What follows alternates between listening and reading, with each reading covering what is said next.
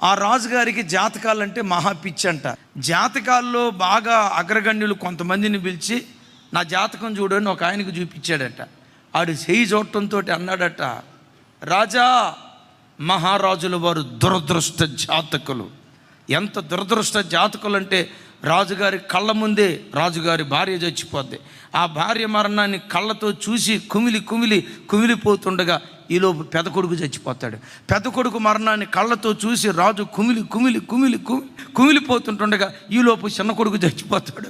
రాజా, వీళ్ళందరి మరణాలు కళ్ళతో చూసి కుమిలి ఆ తర్వాత నువ్వు చచ్చిపోతావు రాజా అన్నాడట.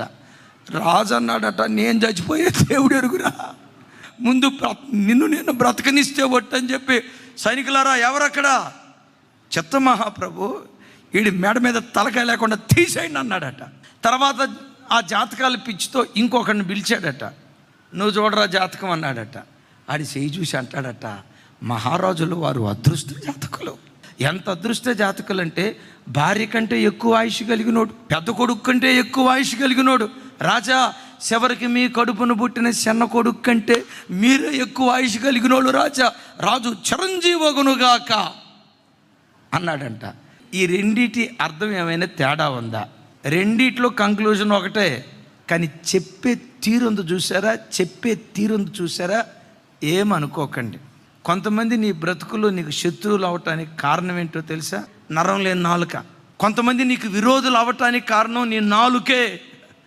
ప్రతి బిడ్డ ప్రభు దగ్గరికి వచ్చిన తర్వాత మాట్లాడే శైలి మార్చుకోవాలి, మాట తీరు మార్చుకోవాలి, మాట్లాడే పద్ధతి మార్చుకోవాలి.